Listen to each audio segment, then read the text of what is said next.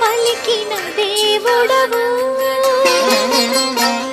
కోరక దొరికిన కుంకుమాలి ఏమని పిలువను నేను ఇలవేల్పుగా నిన్ను కొలిచేను ఏమని పిలువను నేను ఇలవేల్పుగా నిన్ను కొలిచేను ఏనాటిదో ఈ పుణ్యము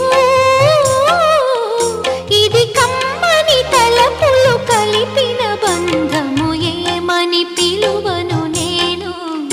ఇలవేల్పుగా నిన్ను కొలిచేను